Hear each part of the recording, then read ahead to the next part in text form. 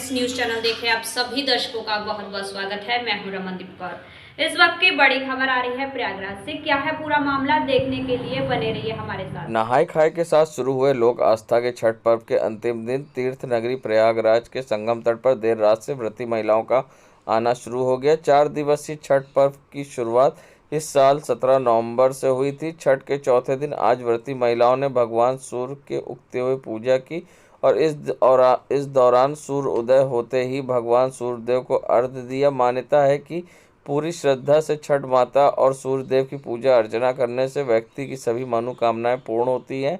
छठ पूजा में शुद्धता के साथ ही पवित्रता का विशेष ख्याल रखा जाता है। इस पर्व पर व्रती महिलाएं 36 घंटे निर्जला व्रत रखती हैं। आज वहीं चौथे दिन सूर्य उदय को अर्घ्य देने के बाद व्रती महिलाओं ने पारण किया, अपने घर जाकर व्रत खोल रही हैं। वहीं व्रती महिलाओं ने सूर्यदेव को अर्घ्य देने के साथ ही अपने संतान की दीर्घायु के लिए भी कामना की और ऐसे में पूजा अर्चना की। छठ पर्व 4 दिवसीय नहाय खाए के साथ जहां शुरू होता है तो आज अंतिम दिन है। अर्घ देंगे और उसके बाद ही व्रत खोलेंगे और व्रत का पारण करने के बाद लोग अपने घर की ओर जाएंगे। अपनी संतान की दीर्घायु के लिए इस व्रत को करा जाता है। इस टाइम हम संगम तट पर खड़े हैं।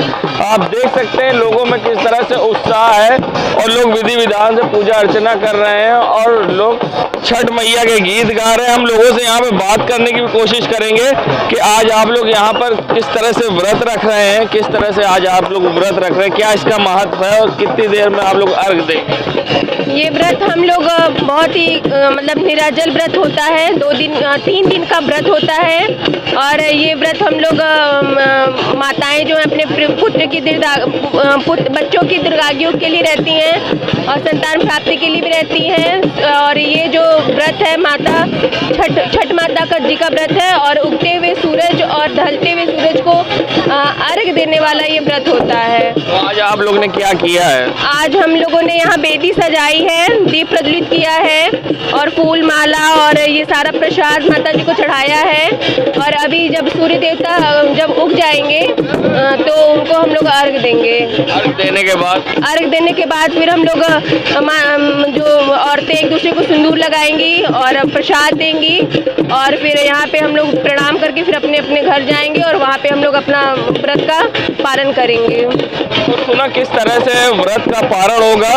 कुछ ही देर में सूर्य भगवान आएंगे और लोग उनको अर्घ देंगे। अर्घ देने के बाद यहाँ पर सिंदूर लगाएंगे और विधि विधान से पूजा अर्चना करके अपने घर को प्रस्थान करेंगे जहाँ पर वे व्रत का पारण करेंगे।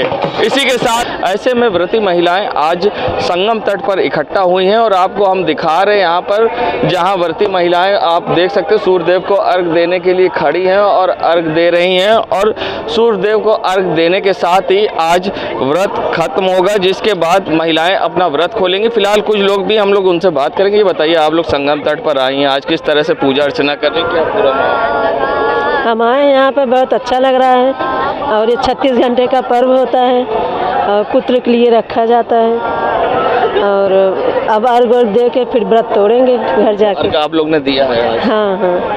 तो यहाँ पर आपने देखा अर्घ दे रही महिलाएं और अर्घ देने के बाद ये बताइए आप लोग यहाँ पर आए हैं, पूजा अर्चना कर रहे हैं, किस तरह से भगवान की उपासना कर रहे हैं?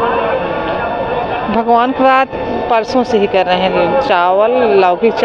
लौकी सब्जी चावल खा के और परसों रहते हैं। कल पूरा दिन निर्जला व्रत थे। आज पूजा करके भगवान को अर्घ दे के हम लोग व्रत तोड़ेंगे।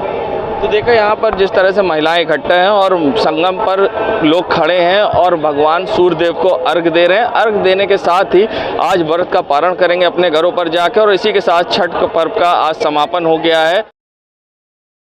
प्रयागराज की हवा दीपावली के बाद और जहरीली हो गई है। यहाँ के एयर क्वालिटी इंडेक्स 150 पहुँच गया है तथा दुनिया के सबसे प्रदूषित शहरों में प्रयागराज भी अब चुना जाने लगा है। जानकारों का कहना है कि वातावरण में धूल के कान बढ़ाने पर बच्चों और बुजुर्गों को खास सावधानी बरतनी चाहिए। धूल और धुएं से बचना चाहिए। बेहतर है कि आप मास्क पहनकर ही बाहर निकले। प्रदूषण बढ़ने से फेफड़ों में सूजन होने जैसी समस्या आ सकती है। अस्थमा के मरीजों को वायु प्रदूषण से ज़्यादा परेशानी होती है। हालांकि शहर के कई स्थानों पर स्थिति समान दर्ज की गई है, मगर जिस तरह से अब एयर क्वालिटी इंडेक्स है उससे लोगों को सांस लेने में परेशानी हो रही है और कई जगह समस्या भी हो रही है। मगर अब जानकारों का कहना है कि मास्क का प्रयोग करें जिससे इन समस्याओं से बचा जा सकता है। और सुबह के समय भी अब लोगों को वॉक करने में समस्या हो रही है। आज की ये पूरी बैठक जैसा कि 2025 में महाकुंभ लगने वाला है, उसी की दृष्टि से माननीय मुख्यमंत्री जी का जो निर्देश था, माननीय मुख्यमंत्री जी का जो आदेश था कि पूरा ये प्रयागराज पूरी दुनिया में देखने का केंद्र रहे, उसी के दृष्टि से आज मेला प्राधिकरण में यह बैठक बुलाई गई कि शहर की जो भी योजनाएं बनाई गई हैं कुंभ के दृष्टि से, चाहे वो सीवरेज की समस्याओं को लेकर के हो, चाहे पानी की समस्याओं को लेकर के हो, चाहे विद्युत की समस्याओं को लेकर के हो, अथवा या सड़कों की समस्याओं को लेकर, यानी कि जो भी जनता से संबंधित समस्याएं हैं उन सारी समस्याओं के विषय में चर्चा हुई।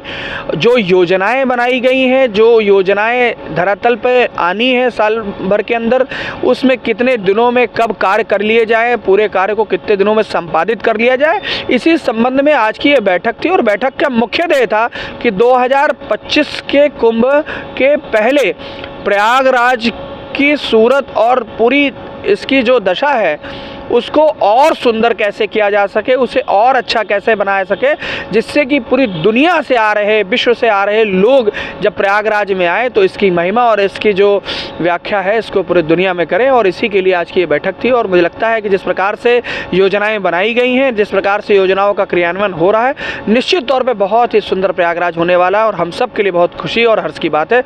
और इसके लिए मैं माननीय मुख्यमंत्री जी का आभार प्रकट करता हूँ कि अपने निर्देशन में उन्होंने बहुत ही सुंदर व्यवस्था की है। बहुत बहुत धन्यवाद। मैं ओम प्रकाश द्विवेदी, मालवीनगर से। धन्यवाद। देश दुनिया की खबरों के लिए world media times news channel को सब्सक्राइब करें।